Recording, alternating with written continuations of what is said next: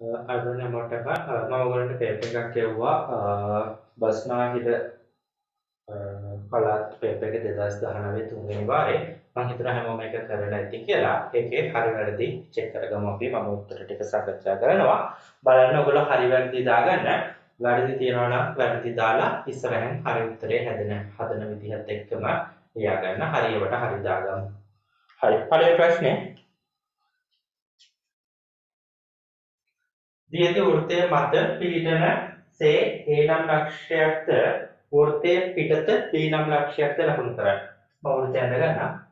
වෘත්තය මත මෙන්න මේ කැමැත්තනකින් A කියලා ගන්න. වෘත්තය මෙන්න මේ රේඛාවේ කැමැත්තනකින් A කියලා ගන්න.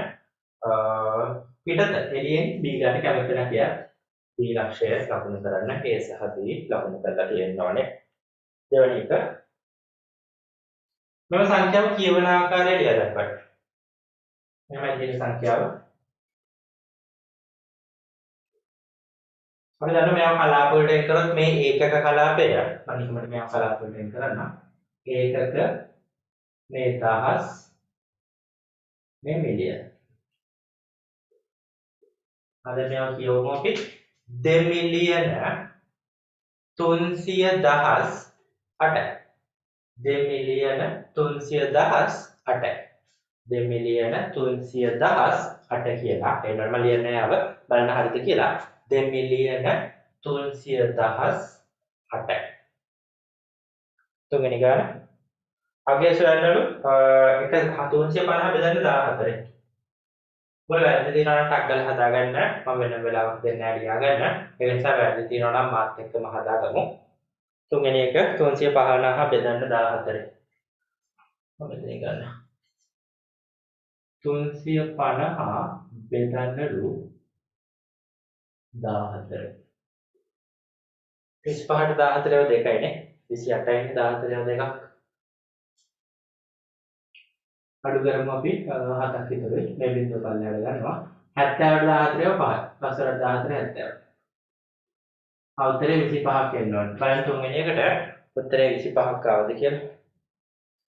ඊළඟ හතරවෙනි ගාන.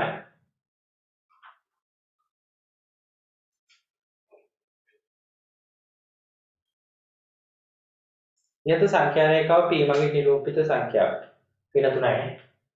P දින ඍණ 3 නම් ඍණ 3යි. P සහ R යන සංඛ්‍යා දෙකේ විශාල සංඛ්‍යාව. අපි දන්නවා සංඛ්‍යා රේඛාවක දකුණට යන්න යන්න අගය වැඩි වෙනවා. එහෙනම් R තමයි අගය වැඩි. විශාල සංඛ්‍යාව කීයද? දෙකනේ. ඒක R කියලා ලියන්න නැත්නම් දෙක කියලා ලියන්න මොකක් හරි. දෙක කියලා ගත්තා නම් හරි. ඊළඟට පස්වෙනි ගාන. ඍජු කෝණයක් නම් කරන්න. ඍජු කෝණයක් කියන්නේ L හැඩේ කෝණයක්. බලන්න L හැඩේ කෝණයක් A ගන්න පුළුවන්. මේ ප්‍රශ්න තියෙනවා ඍජු කෝණයක්ද කියලා. හරියට වැරදිවද කියලා තිබෙන ගන්න එකක් නෑ නේ අපිට. ඒ තමයි ගන්න තියෙන්නේ. ඊළඟට මහා කෝණයක්. D ගන්න පුළුවන් නේ. මහා කෝණයක් විදිහට D ගන්න පුළුවන්. බලන්න පස්වෙනි එක හරිද කියලා. ඊළඟට බලමු 6 වෙනි ගාන. වැරදි තියෙනවා නම් හදාගමු.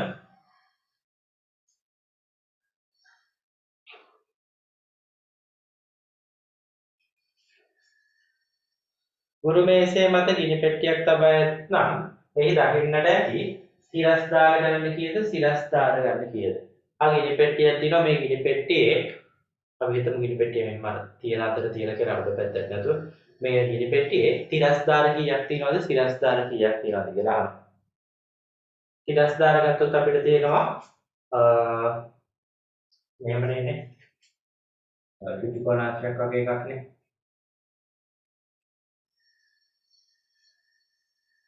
කොහොමද තියෙන්නේ? එතකොට දැන් මේවා තමයි සිරස්දාරනේ. 1යි 2යි 3යි 4යි. සිරස්දාර 4ක් තියෙනවා. ඉතුරු ඒවා තිරස්දාර. 1යි 2යි 3යි 4යි. මේත් ඒ වගේම 4ක් තියෙනවානේ 5 6 7 8. එහෙනම් තිරස්දාර 8යි. තිරස්දාර 8යි. සිරස්දාර 4යි. ඔක්කොම දාර 12ක් තියෙනවනේ ත්‍රිකෝණාශ්‍රයක. එතකොට මේ ගණකාවයක එතකොට සිරස්දාර 8යි සිරස්දාර 1 2 3 4ක් තියෙනවා.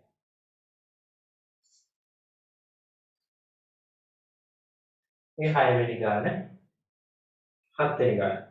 පහන් දැක්වෙන පහ තියති භාග සංඛ්‍යා ආරෝහණ පිළිවෙලට ලියලා ගන්න. ආරෝහණ කියන්නේ අඩු එකේ ඉඳන් වැඩි එකට. පහෙන් එක තමයි අඩුමනේ. කොටස් කෑලි කේක් එකක් කෑලි 5කට කපලා එකක් කෑවොත් අඩු වෙන්නේ. 4කට කපලා එකක් කෑවොත් ඒක ටිකක් වැඩි. ඒ 4කටනේ කපන්නේ තෝරන ලොකු කෑලිනේ. 3කට කපලා එකක් කෑවොත් කෑලි 3කට කපලා එන ලොකු කෑලි 3ක් එනවනේ එකක් වැඩි. 2කට කපලා ඒ කියන්නේ භාගයක්ම හම්බ වෙනවා. ඒක තමයි වැඩිම එක. එහෙනම් ඔය පිළිවෙලට එන්නනේ ආරෝහණ පිළිවෙලට. 8 වෙනි ගාන. පහත දියද ද්‍රව්‍ය කාණ්ඩ දෙකකට වෙන් කර රවුම් තුන ලියා දක්වන්න. පෑන පරිසම මගණය පැන්සල කමිසය බැලියම. අපි ගමු ඇඳුම් සහ අනිත් ඒවාට අපි ගමු පාසල් උපකරණ හරි මොකක් හරි. මම මේක ගන්න මුලින්ම පාසල් උපකරණ ටික. පෑන් මගණය පැන්සල. මෙතන ගන්න මම ඇඳුම් ටික කලිසම කමිසය බැලියම. මම කියන්න මේ මොනවද කියලා මේ ඇඳුම් මේ පාසල් උපකරණ මොකක් හරි ඒ ගැලපෙන එකක් කියලා තියෙනවානේ.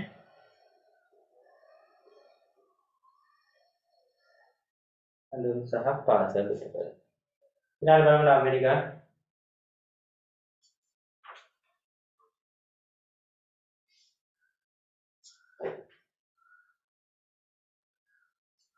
රොම්බස් එක දැකියගේ ලක්ෂණ දෙකක් කියලා දක්වන්න. රොම්බස් එක පාද සියල්ලම සමානයි. පාද සියල්ලම සමානයි. රොම්බස් එක ගත්තොත් මේ රොම්බසේ සියලුම පාද සමානයි. අපි පාද සියල්ලම සමාන බහුවචන වලට කියනවා රොම්බස් එකේ සමචතුරස්‍රයක් වගේම තමයි සමචතුරස්‍රෙත් එහෙමනේ. පාද හතරක් තියෙනවා හතරම සමානයි. රොම්බසෙත් එහෙමයි පාද හතරක් තියෙනවා. පාද හතරම දිගින් සමානයි. ඊළඟ එක 10 වෙනි ගාන. රූපේ පරිමිතිය සොයන්න. 23 ඒවා දෙකක් තියෙනවා 17 ඒවා දෙකක් තියෙනවා. 23යි 17යි එකතු කරොත් 40යි. 40 ඒවා දෙකක් තියෙනවා ඒ කියන්නේ 80. සෙන්ටිමීටර 80ක් වෙනවා. 11 වෙනි එක 18 ප්‍රගණන ලකුණෙන් දක්වන්න. කොහොමද ගන්නේ? 1 2 3 4 5 කැපුවා. 6 7 8 9 10 කැපුවා. 15යි 16 17 18. ගන්න 18 හරිද කියලා.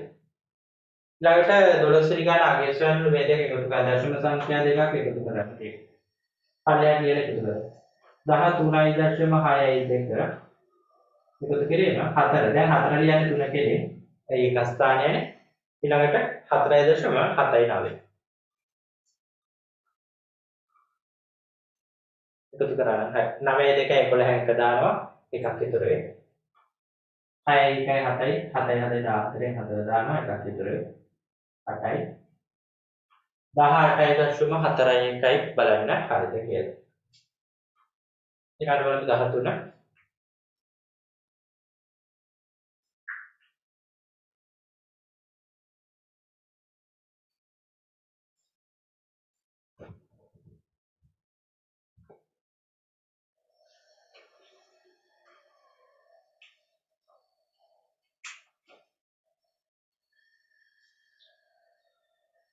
හතර 22යි සාධකයක්ද දැන් දෙන්නේ 22 හතරෙන් බෙදෙන්නේ නැහැ සාධකයක් නෙවෙයි. 9 හේතු සහිතව ලියන්න. එන්නේ කියන්නේ හේතු සහිතව පැහැදිලි කරන්න. බෙදෙන්න නිසා කියන්නේ 22 හතරෙන් ඉතිරි නැතිව නොබෙදෙන නිසා. මොකක් හරි බෙදෙන්නේ නැහැ කියන එක තිබ්බනම් හරි සාධකයක් නෙවෙයි. 14 බලමු. අසමානතා ලකුණ දාන්න තියෙන්නේ 2.5යි 1 2.0යි 2.5 වැඩි නේද 2.5යි 1 2.0යි 5 බලන්න මෙහෙමයි බලන්නේ මුලින්ම පූර්ණ සංඛ්‍යාව මොකද්ද වැඩි කියලා බලන්න සමාන නිසා පළවෙනි දශම ස්ථානේ බලන්න මෙතන 5 මෙතන බිඳුව එහෙනම් 5 වැඩිනේ මෙයා වැඩි පැත්තට කට ඇරිලා තියෙනවානේ මෙන්න. ඒක තමයි ලක්කාත දෙකකුත් තියෙනවානේ. CN 28 ඉපෙරියා 10න් 3. මෙයා 3 10න් 3 කියන එක CN හදාගමු අපි පැත්තකින් වන හදාගමු 10න් 3නේ උඩයි යටයි දෙකම 10න් වැඩි කර CN 30. දැන් අපිට සංසන්දනය කරලා ඉතින් CN 28ද CN 30ද 30 වැඩිනේ. එහෙනම් මේ පැත්තට කට ඇරිලා තියෙනවානේ 10න් 3 තමයි විශාල භාගය වෙන්නේ. බලන්න 14 වෙනි ගාන හරිද කියලා. දැන් බලන්න 15.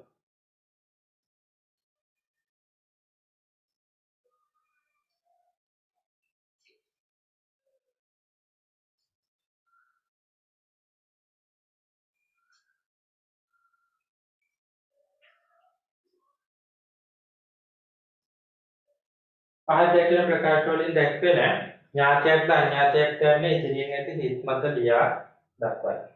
අල කිලෝග්‍රෑම් එකට අල්ලන අල ගෙඩි ගන්න. දන්නේ නැහැ නේ වෙනස් වෙන්න පුළුවන් නේ.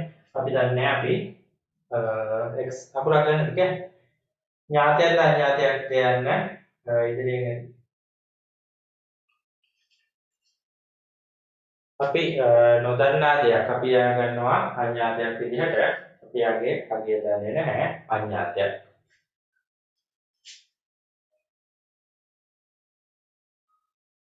ප්‍රමිලකාංක දෙක සතියේදී දින ගන්න 7යි අපි දන්නවා ඥාතයක්. අඥාතයක් සහ ඥාතයක් වෙනවා. ඊළඟට 16 වෙනි ගාන බලමු.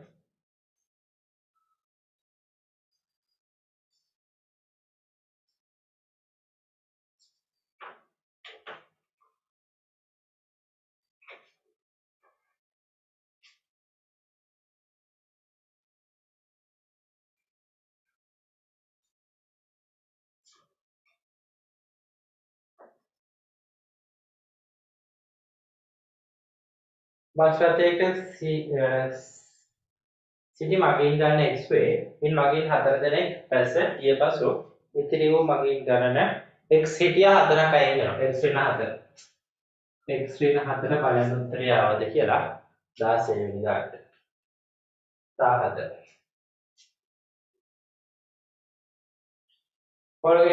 පොල්ගොඩ ගැති ගෙඩි ගණන ආසන්න 10ට වැටුව විට ලැබුණාගේ 50ක් වේ. එම පොල්ගොඩෙන් ඉවතට ගෙඩියක් ඉවත් කර ආසන්න 10ට වැටුව විට අගේ 40ක් වෙනවා. ගොඩේ තිබු පොල් ගෙඩි ගන්න. මුලින්ම ආසන්න 10ට ගණන් කරද්දී 50යි. එකක් අයින් කරාම 40යි. එකක් අයින් කරාම 40යි. ඒ කියන්නේ මෙහෙමනේ. දැන් 40ට ළඟ එකක් වෙන්න බෑ. අපි ගමු මෙහෙම. 45 වගේ එකක් බලන්න ඊකමට. මෙයා දැන් මම ගන්න මේ 50ට ආසන්නද ආසන්න 10ට වම් 50 වෙන අඩුම එක තමයි මම මේ ගත්තේ 45. 45 ආසන්න 10ට වැටුවාම උත්තරේ 50ක් එනවනේ. එක ස්ථානයේ 5 තියෙන්නේ 5 හෝ 5ට වැඩි එකක් තියෙනවා නම් ආසන්න 10ට වැටුවාම වැඩි පැත්තට යන්නේ 50ක් එනවා. මෙයා ඉන්නේ 40යි 50යි අතර 10 ගුණාකාර වලින් ගත්තම 10 20 30 40 50. එහෙනම් මෙයා වැඩියෙන් ළඟ 50ට. ඔලක් නෑනේ. එතකොට 45ක් පොල් ගෙඩි තිබිලා නම් ආසන්න 10ට වඩා 50ක් එනවා. එකක් අඩු වුණා නම් මොකද වෙන්නේ? 44. 44 ආසන්න 10ට වඩා මොකද වෙන්නේ? 40යි 50යි අතරම තමයි තියෙන්නේ. අන්න දැන් 4 තියෙන්නේ. 4 තියෙන නිසා අඩු පැත්තට අන්න දැන් ආසන්න 10ට වඩාම උත්තරේ 40ක් එනවා. එහෙනම් අපෙන් අහන්නේ ගොඩේ තිබූ පොල් ගෙඩි ගණන් 45ක් එන්නෝනේ. 17 වෙනි ගානට උත්තරේ 45යි. බලන්න 45ක් ආවද කියලා ඔයගලන්ට 18 බලමු ඊළඟට.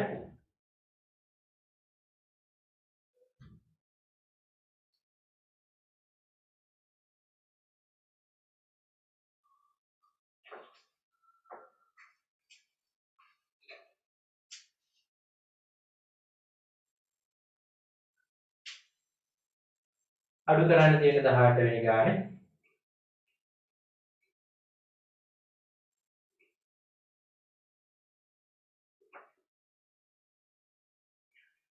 දාසයෙන් 18ක් අඩු ගන්න බෑ. එහා පැත්තෙන් එකක් ගන්නවා. මිනිත්තු එකක් කියන්නේ තත්පර 60ක්නේ. මිනිත්තු එකකට තප්පර 60යි. එහෙනම් එහා පැත්තෙන් එකක් ආවම 60ක් එනවා. ඒ 60ට අමතරව මෙතන තව 16ක් තියෙනවනේ. 60යි 16යි 76යි. 76න් අඩු කරනවා 18යි. අඩු කරමු අපි 7යි 5යි 58යි. යාපතර එකක් දුන්න නිසා 11යි 11න් 4ක් අඩු කරොත් 7යි. බලන්න උත්තරය ආවද කියලා. මිනිත්තු 7යි තත්පර 58ක් වෙනවා.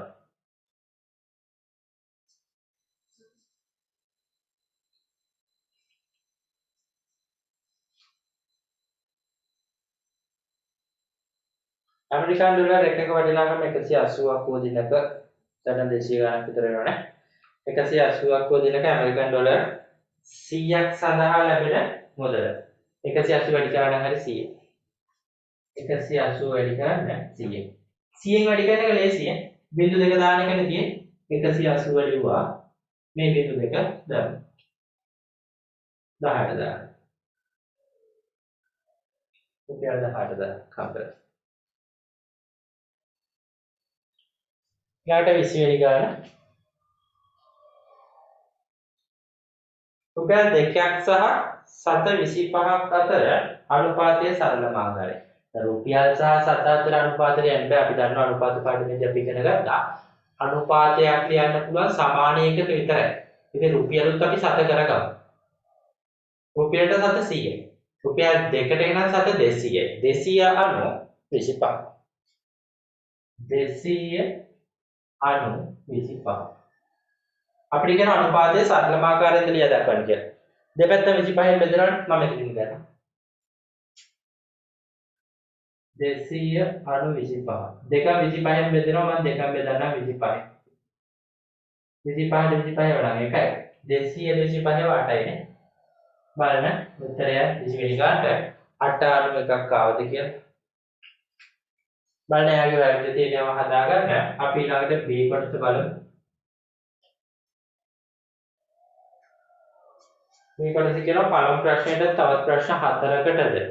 ප්‍රශ්න ඔක්කොම තියෙනවා 7ක්. අපි 7ම බලමු මේ 7.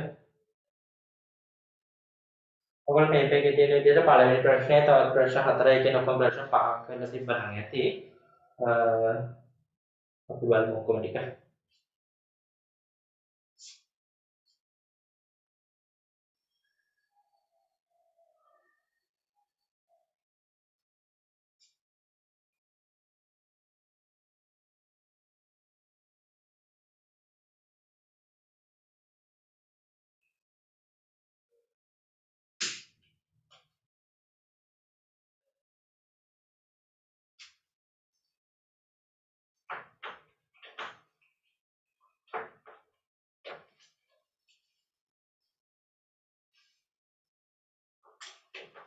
පළවෙනි ප්‍රශ්නේ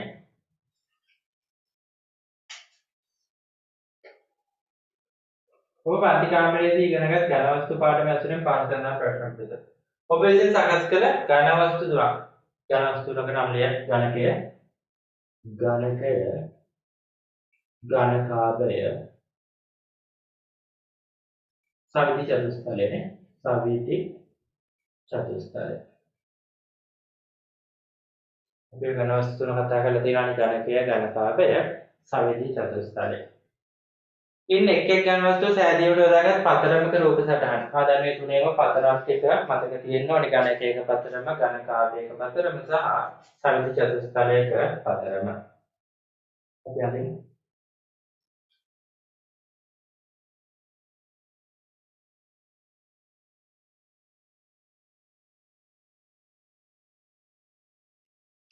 ඝනකයක් කියන්නේ මොනක් හයක් තියෙන එකක් නේ. මම මෙහෙම ගන්නවා.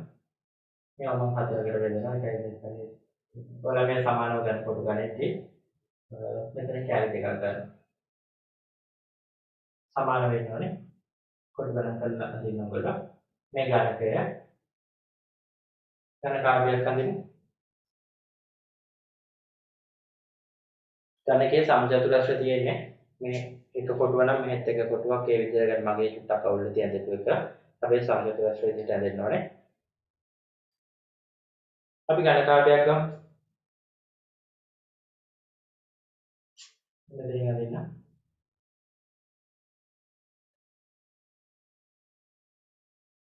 තීරු හතරක් ගන්න 1 2 3 4යි. අපි මෙතනින් පොඩි කැලි ටිකක් ගමු.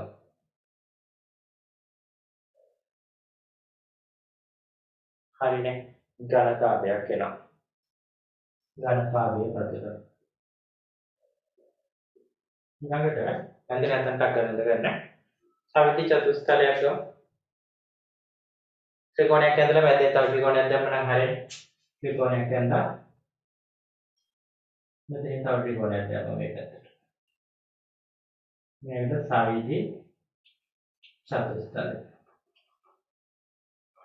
අද අපිට විදිහට තුනේව පතරම් අදින්න පුළුවන් වෙන්න ඕනේ. මේවා දැන් මතක තියෙන්න ඕනේ. දැන් මේ ගණන් නෙමෙයිනේ.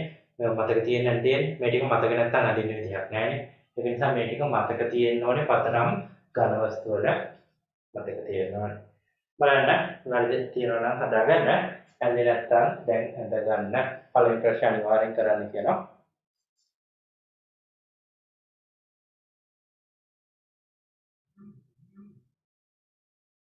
ඔබ සාදාගත් ත්‍රිකෝණාකාර මුහුණක් පමණක් සහිත මෙයානේ සවිත චතුස්තලයේ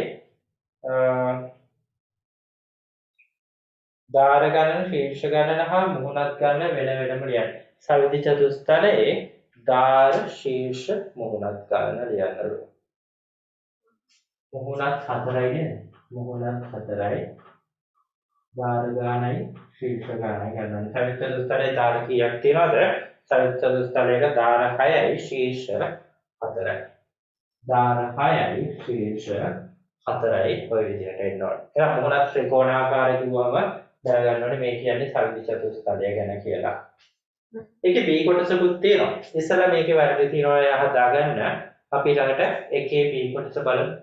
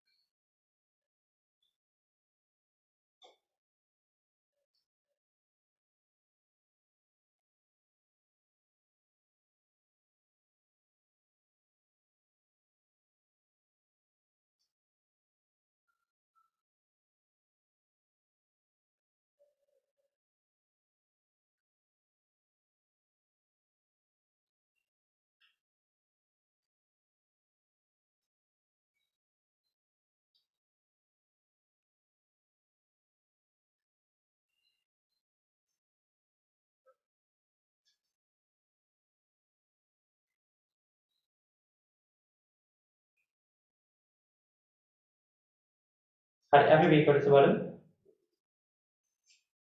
මොනවා කරා?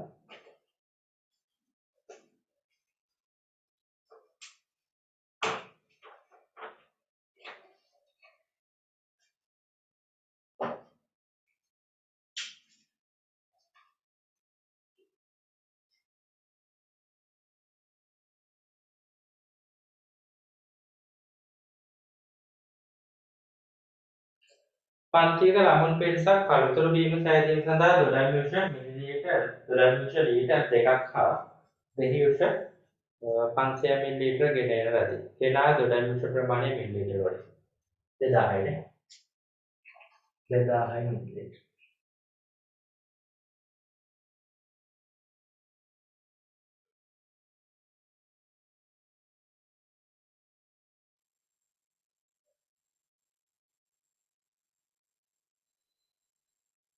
මම ලක්කාන්ත දෙක දොඩම්මිෂ හා දෙහිඋෂ මිශ්‍ර කර ඊට ජලය ලීටර් 4ක් එකතු කර කළුතර බීම සාදන ලදී. නම් සාදාගත් බීම ප්‍රමාණය ලීටර් සහ මිලිලීටර් වලින්. මෙයාට ජලයත් එකතු කරනවලු. දොඩම් ලීටර් 2යි. ජලය ලීටර් 4යි.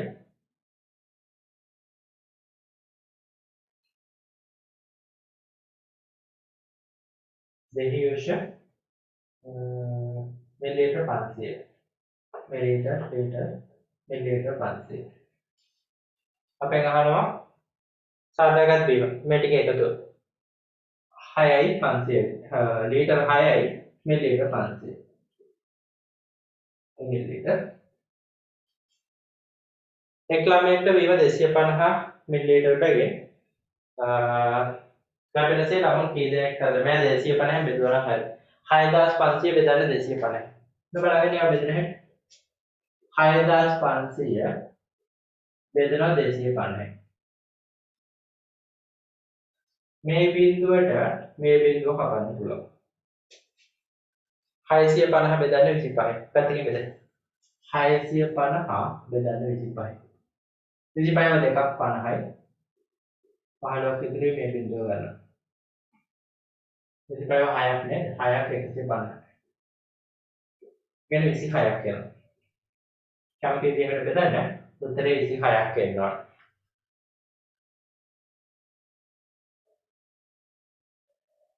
මේ මිශ්‍රණයේදී දොඩාමිශ්‍රණ සහ දෙහියුෂ සහ ජලය අතර අනුපාතය සරලම ආකාරයෙන් ලියා දක්වන්න. අපි ඔක්කොම මිලිලීටර වලින් ලියමු. අනුපාතය එකම එකක වෙන්න බෑ. මිලිලීටර වලින්ම ලියමු. දොඩ මුලින්ම තියෙන දොඩ මිලිලීටර 2000යි.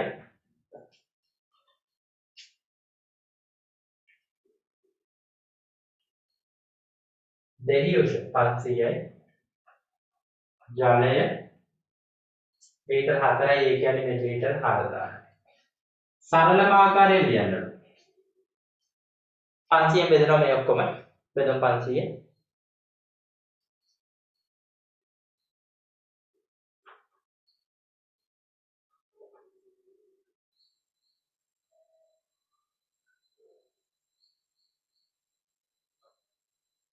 විෂයට 5 4යි 5ට 5 1යි 40ට 5 8යි 4 අණු 1 අණු 8යි බලන්න හරිනම් හරි දාගන්න.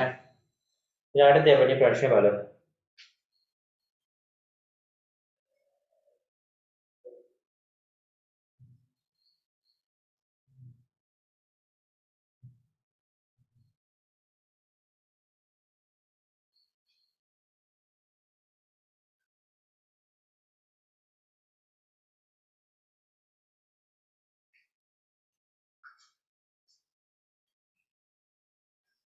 මේවා මකන්න දෙවෙනි ප්‍රශ්නේ බලමු.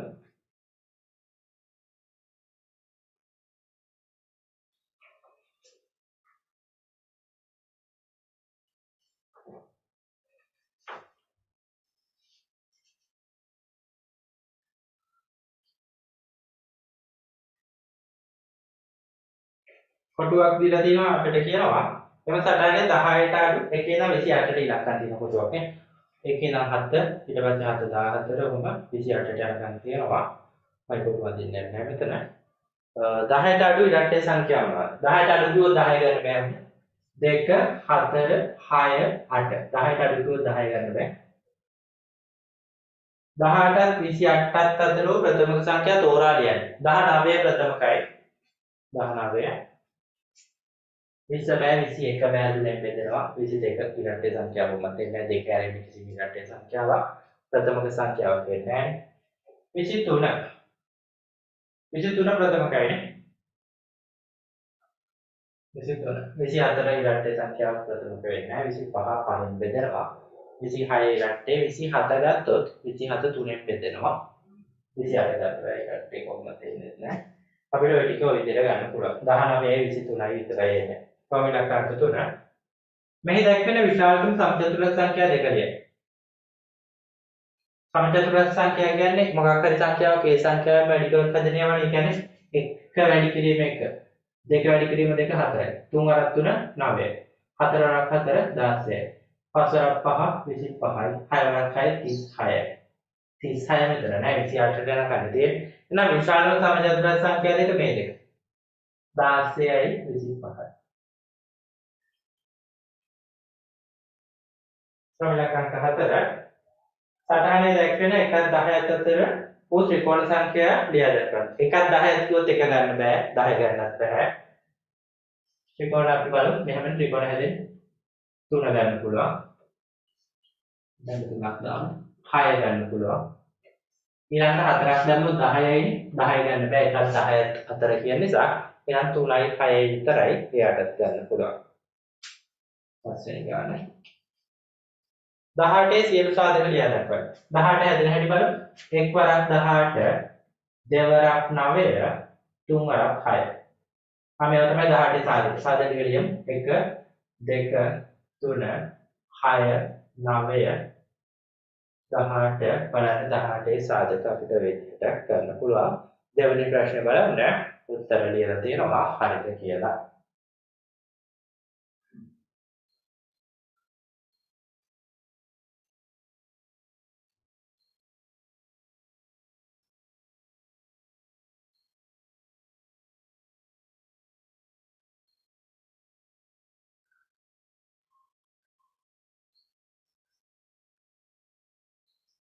ඊළඟ බලමු තුන්වෙනි ගාන.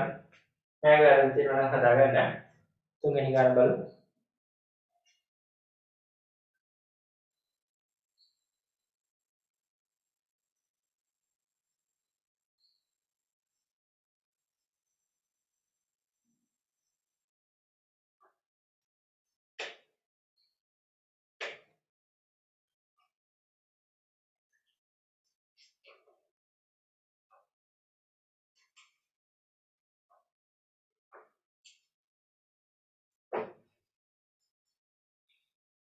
වෙළෙන්දෙක් එක් දිනක විකුණන ලද ද්‍රව්‍ය පිළිබඳ විස්තරයක් පහත වගේ දැක්වේ. අල ලොකු ලෝඩු සහ පරිප්පු තියෙනවා. විකුණන ලද පරිප්පු ප්‍රමාණය ග්‍රෑම් කීයද? පරිප්පු කිලෝග්‍රෑම් 8යි 1000න් වැඩි කරන්න 8000යි නේ. ග්‍රෑම් 8000යි. ප්‍රවේලකාන්ත දෙක විකුණන ලද සියලු ද්‍රව්‍ය වල ස්කන්ධ මේ ටික එකතු කරන්න හරි. එකතු කරමු අපි 15යි 5යි 8යි. එතන 5යි 500 උත් තියෙනවා. Kilogram kilogram kilogram. මේ 500 નો තියෙනවා. කිලෝග්‍රෑම් ටික එකතු කරමු. 15යි 5යි 20යි 28යි 28යි කිලෝග්‍රෑම් 500 ග්‍රෑම්. සියලු ද්‍රව්‍ය විකිණීමෙන් එදින වෙළඳා ලැබූ මුළු මුදල කොපමණද? මුළු මුදල බලමු. එකින් එක හදලා මම මෙතන ගන්නවා. ප්‍රමිලකාංක 3. අල කිලෝ 15ක් විකුණලා තියෙනවා. කිලෝ එකක් 120 ගානේ කිලෝ 15ක් විකුණලා තියෙන නිසා මෙයා වැඩි කරනවා 15. මේ අල වලට කියපු ගාන. ඊළඟට මම කොටික ලියාගෙන ඉන්නම්. ලොකු ලුණු කිලෝ එකක් 150යි කිලෝ 5 මාරක්. ඕනම් 5.5ක් දාන්න. 5 මාරක් කියන්නේ 5.5ක්. ඔයාලා නැත්නම් මේකේ 5ක් බලලා තව භාගයක් 150න් භාගයක් කියන්නේ 75යි 75ක එකතු කරාම ඒත් හරි. නැත්නම් 5 මාරක් හින්දා 5.5න් වැඩි කරනවා. ඊළඟට පරිප්පු කිලෝ 8ක් 140 වැඩි කරන්න 8යි. මේ ටික ඔක්කොම බලලා තුනම එකතු කරා නම් හරි. අපි මේ ටික පැත්තකින් වැඩි කරලා ගමු. 120 වැඩි කරන්න 15.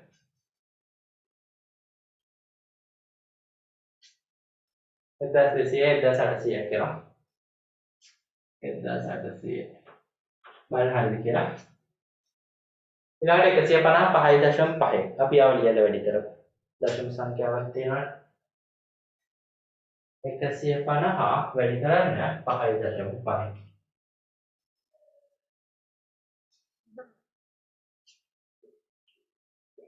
දශම සංඛ්‍යාව වලින් වැඩි කරන්නේ කොහොමද?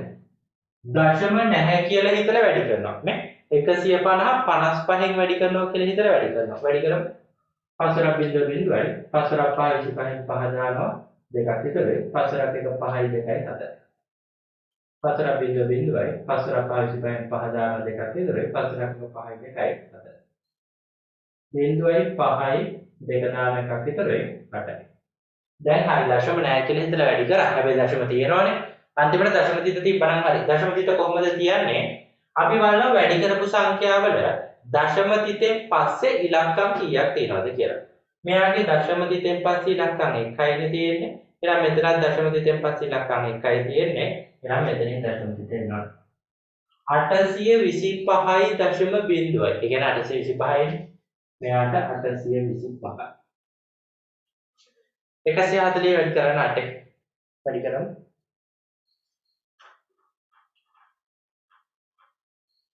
බිංදුවයි 2 දානවා 3ක් විතරයි 11.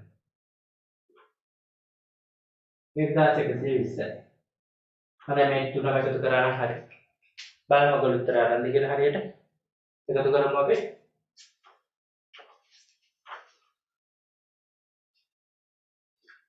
5යි 4යි 17න් 7 දාන එකක් විතරේ 3යි රුපියල් 3745 බලන්න තුන්වෙනි ගානට රුපියල් 3745ක් ආවද කියලා තුනේ තුනට ගණන් තියනවා නම් හදාගන්න අපි ඊළඟට බලමු හතරවෙනි ගාන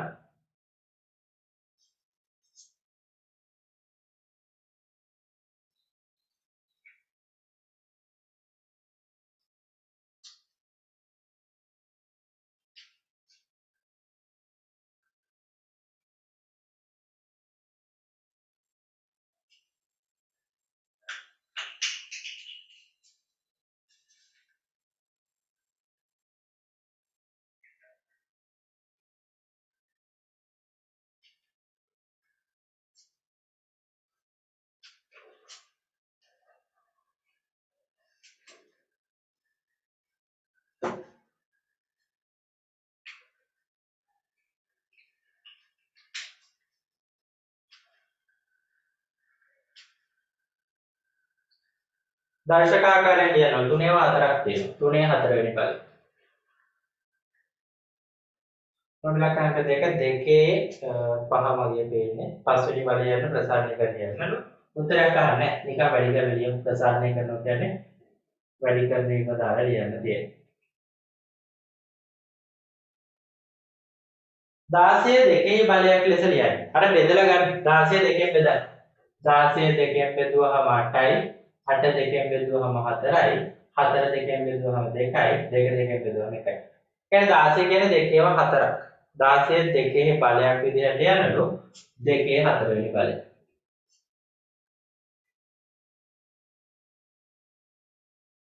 ආයි ලෝම ඉලක්කම් 4 මේ ඊට කලින් එකක් තියෙනවා. මේ ලෝම ඉලක්කාංක 4 ලෝම ඉලක්කාංක 3 බලමු. දෙකේ දෙවෙනි බලය වැඩි කිරීම තුනේ දෙවෙනි බලයේහි අගය. ඕන වෙන වෙනම අගය හොයලා වැඩි කරන්නත් පුළුවන්. නැත්නම් ප්‍රසාරණය කරලා ලියලා වැඩි කරලා ගන්නත් පුළුවන්. මම වෙන වෙනම කරනවා. මේ බලන්න මේ පොඩි ඉන්නේ තියෙන දෙකේ දෙවෙනි බලය දෙකේ දෙවෙනි බලය දෙක වැඩි කිරීම දෙක 4යි. තුනේ දෙවෙනි බලය කියන්නේ තුන වැඩි කිරීම 3 9යි. 4 9 36යි. පොඩ මේ ටික ඔක්කොම ප්‍රසාරණය කරලා ලියලා වැඩි කරලා ගන්නත් තිබ්බයි. කැමැත්ත ඊළඟට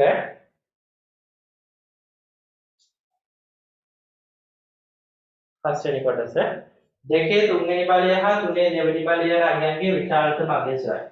අපි මේ දෙක සුළු කළා අගයක් අරගෙන යමු ඊළඟට බලමු කවුද වැඩි කියලා. දෙකේ තුන්වෙනි බලයයි තුනේ දෙවෙනි බලයයි. දෙකේ තුන්වෙනි බලයයි තුනේ දෙවෙනි බලයයි. දෙකේ තුන්වෙනි බලය කියන්නේ දෙක වැඩි කිරීම දෙක වැඩි කිරීම දෙක. තුනේ දෙවෙනි බලය කියන්නේ තුනේව දෙකක්. මෙතන 8යි මෙතන 9යි. ආ තුනේ දෙවෙනි බලය වැඩි. එන එක ලියන්න. නැත්නම් අසමානතාවය දාලා පෙන්න.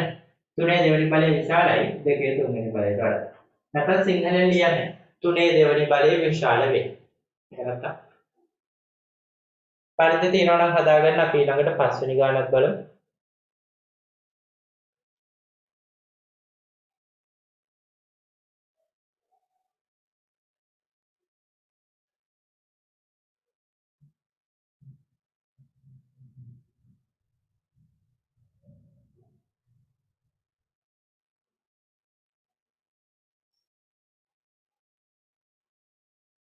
හරි පස්වෙනි ගාන බලමු.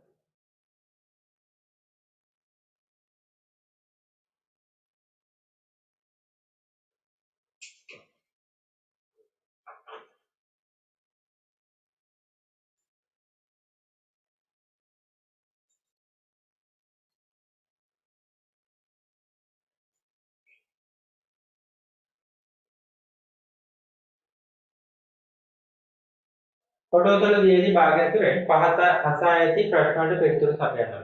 ඒකක භාගය. ඒකක භාගයක් කියලා කියන්නේ ලාභයේ එකක් තියෙන්න ඕනේ. හරය මොකක්ද කියන්නේ පල්ලෙහා හරය තියෙන පල්ලෙහා. පල්ලෙහා මොකක් තිබ්බත් කමන්නේ උඩ එකක් තියෙන්න ඕනේ. ළඟ එකක් වෙන භාග. බලන්න උඩ එක තියෙනවා 4න් එක. විතරනේ. කොහොමද අංක දෙක 4න් 3 සඳහා තුල්‍ය භාගයක් ලියන්න. භාග සංඛ්‍යාවල තුල්‍ය භාගය ලියන්න පුළුවන් උඩයි යටයි එකම සංඛ්‍යාවෙන් වැඩි කරලා මම දෙකෙන් වැඩි කරන්නේ. ඔයාලා දෙකෙන්ම ඕනේ කැමති සංඛ්‍යාවෙන් වැඩි කරලා තියෙනවා නම් හරිය. උඩයි යටයි හැබැයි එකම සංඛ්‍යාවෙන් වැඩි වෙනවා. 8න් 6යි. මේකට වෙන උත්තර තියෙන්න පුළුවන් නේ. මේක 3න් වැඩි කරොත් වෙන උත්තරයක් 4න් වැඩි කරොත් තව උත්තරයක් ඕන තරම් උත්තර තියෙන්න පුළුවන්. බලන්න හරියට හදලා නම් හරි දාගන්න. කොහොමද කරන්නේ? 12ට සඳහා සරලම තුල්‍ය භාගය ලියාගත්තා. සරල කරන්න. ඒ කියන්නේ බෙදන්න තියෙන්නේ මෙයාව. 4න් බෙදනවානේ. සරලව කරන්නනේ. උපරිම බෙදන ගාන බෙදමු 4න්. මෙයත් 4න් බෙදෙනවා. මෙයත් 4න් බෙදෙනවා. 12ට 4ව 3යි 8ට 4ව 2යි. බලන්න 3න් දෙකක් ආවද කියලා. කොහොමද කරන්නේ 4? 9න් 2 එකතු කිරීම 3න් 2.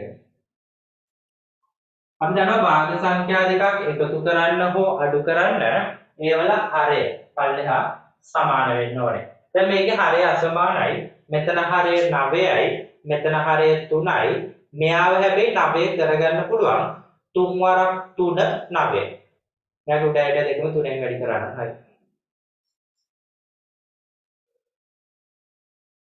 9න් 2 දාන 9න් 6.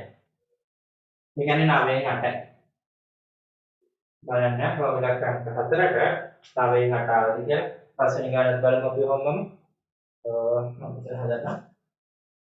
4න් 3 අඩු කිරීම දෙකෙන්. කලින් වගේමයි. හරය සමාන කරගන්න පුළුවන්.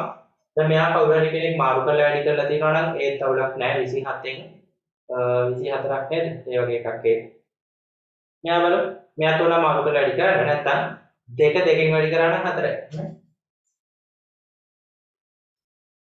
4න් 3 අඩු කිරීම 4න් 2. ඒ කියන්නේ උත්තරයක් වෙනවා 4න් 1යි. මාරු කරලා වැඩි කරා නම් 8න් 2ක් එන්න ඕනේ මොකක් හරි. බලන්න උත්තර හරිද කියලා. එයාගේ හරි වැරදි මාක් කරන්න අපි ළඟට 6 වෙනි ගාන බලමු.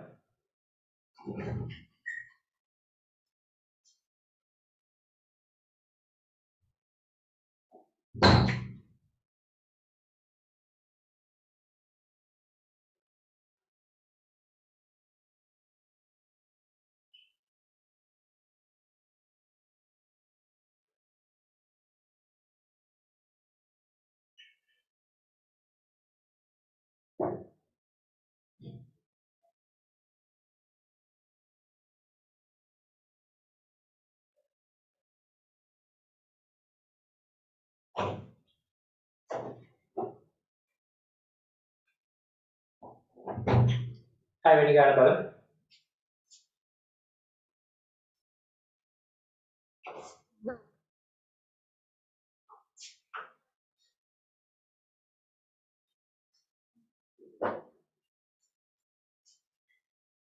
සනත් පළමු වාර පරීක්ෂණයේදී විෂයන් පාඩ ලබාගත් ලකුණු පහත වගේ දැක්වේ.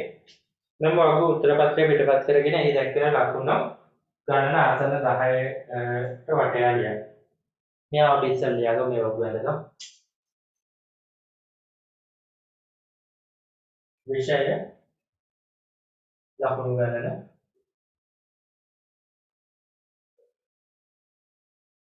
වැටයූ විට අගය.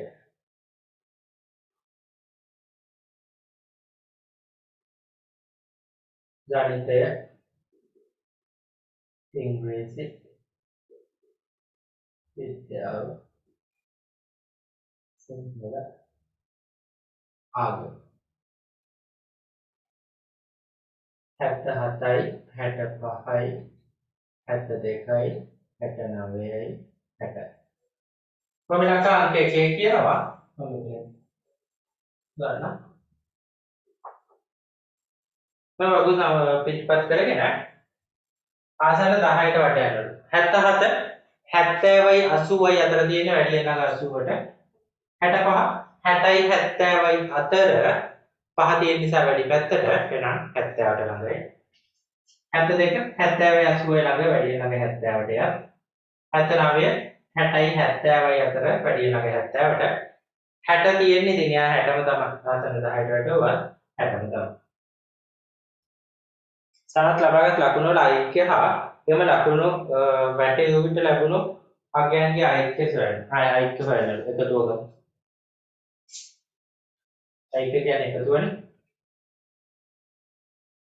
මේ ටික එකතු කරලා ගන්න.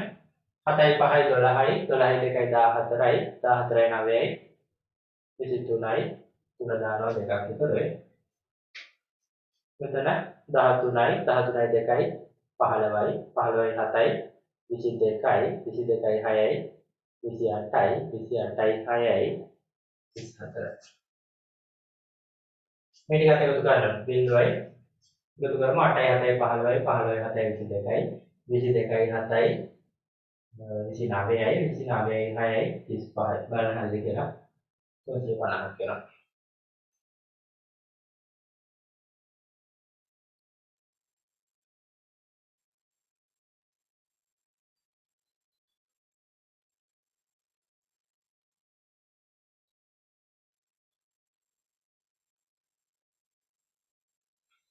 එතකොට අපෙන් අහන සනත් ලබාගත් මුල් ලකුණු ගණන හා වැටේ ලකුණු ගණන ඓක්‍ය අතර වෙනස කොපමණද? මේ දෙක අඩු කරන්න. කොහොමද අංක දෙකක් අපි කළා හරියට දාමු. කොහොමද අංක 3 වෙනස? 350න් අඩු කරන්න 343. හරි. බලන්න 6 වෙනි ගානට උත්තරය ආවද කියලා.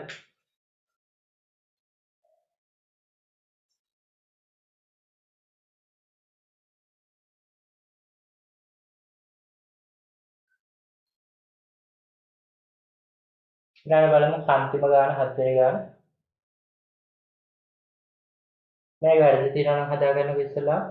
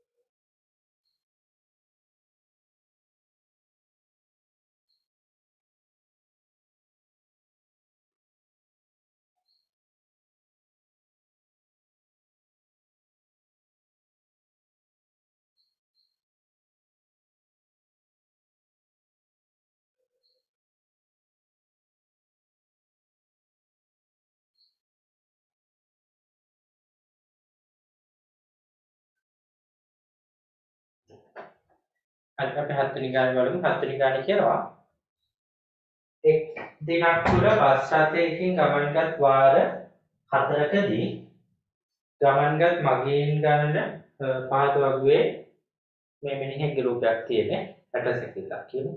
60 සැකිල්ලක රූපයෙන් මගින් 10ක් මේක රූපකින් 10ක් දක්වනවලු. 10ක් දැක්වෙනසේ ඉහත වගුව චිත්‍ර ප්‍රස්ථාරයක් වගේ දක්වන්න. එකකින් 10ක් නිරූපණය වෙන විදිහට චිත්‍ර ප්‍රස්ථාරය දක්වමු. 5ක් තියෙනවා නම් කෝටු පිටයියගේ භාගයක් වෙනදනම් හරි. 60 කෝට්ටගේ භාගයක් වෙනදනම් හරි. හරිද? හොඳනම් මේ තියෙන පළවෙනි වාරය දෙවෙනි වාරය තුන්වෙනි වාරය හතරවෙනි වාරය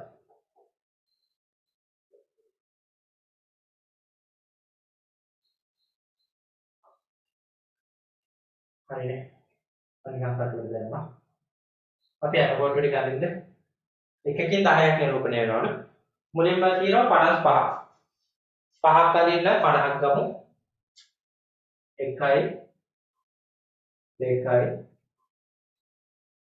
3යි 4යි 5යි 55ක් ඕන නිසා එකකේ භාගයක් හරි මෙහෙම හරි මේ කෑල්ල මෙහෙම ගත්තා මේ එක අතක් මේක කකුල භාගෙට ඇඳලා එහා පැත්ත ටික නැහැ 55යි ඊළඟට 70යි 7ක් 7 දෙනෙක්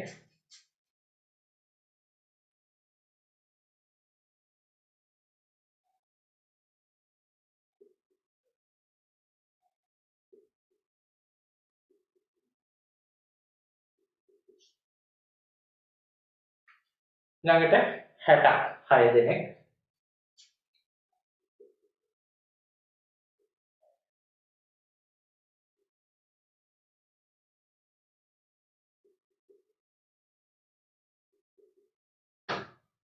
ඊළඟට 45ක් 4මාරක්.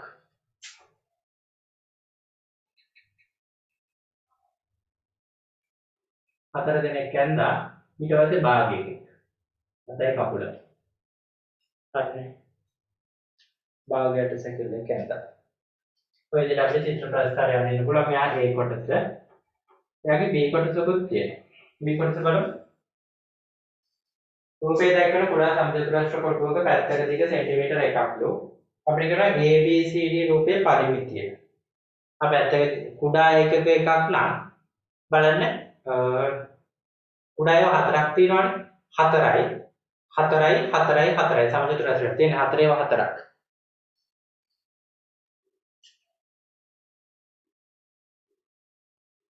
දාසයක් වෙනවා.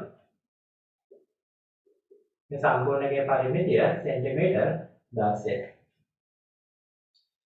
රූපය අඳුරු කර ඇති කොටුවේ වර්ගඵලය. පැත්තක දිග සෙන්ටිමීටර 1ක් නම් අපි අඩි කියනවා වර්ගඵලය 1යි මොනවාද වර්ග සෙන්ටිමීටර. සෙන්ටිමීටරගේ දෙවෙනි බලය අපි දෙවෙනි බලයට කියනවා කිව්වා වර්ගය කියලා දර්ශක පාඩමේදී දැනගත්තා එක ඇති. මෙයාට කියන්නේ අපි වර්ග සෙන්ටිමීටර. එහෙනම් වර්ගඵලය වර්ග සෙන්ටිමීටර 1ක් වෙනවා. මුළු රූපයේ වර්ගඵලය කොටු ගණන් කරලා ගන්න පුළුවන්. කොටු කීයක් තියෙනවද?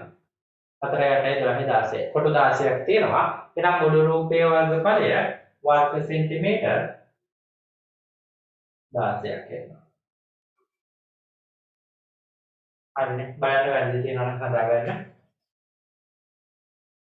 හරි. එතකොට අපි ආගේ දෙවෙනි කොටසේ තිබ්බේ ප්‍රශ්න 7 සාකච්ඡා කරලා ඉවරයි. පළවෙනි කොටසේ ප්‍රශ්න 20ත් අපි බැලුවා. ඔයගොල්ලෝ හරි වැරදි දාගන්න. මේ අපි කරේ 2019 බස්නාහිර පළාතේ තුන්වෙනි වාරේ පේපර් එක බලන්න කොච්චර වැරදිලා තියෙනවද කොච්චරක් හරි තියෙනවද කියලා. වැරදි වෙනවා නම් ඒව ටික හදාගන්න ඇති කියලා මම හිතනවා. හරිනේ. එතකොට අර අපි පුනරීක්ෂණ අභ්‍යාසයක් කර හිටියා. අපි ඒකත් කරගෙන යන්න අන්තිම පුනරීක්ෂණ අභ්‍යාසය ඒකත් කරන්න ඕනේ. ඒ ටික අපි අනිත් දවසේ කරමු. සහ තව පේපර් එකක් බලමු. මොකක් හරි එකක් එහෙම මොකක් හරි එකක් කරමු. හරි. එහෙනම් මම අදට ක්ලාස් එක එතනින් නවත්තන්නම්. අපි අනිත් දවසේ ඊටු ටික බලමු. දැන් අපි පාඩම් ටික ඉවරයි. දැන් අපිට ප්‍රශ්න කරන්න තියෙන්නේ. බලමු අනිත් දවසේ අපි ඊටු ටික කතා කරමු. හරි මම අදට එනම් එතනින් නවත්තන්නම්.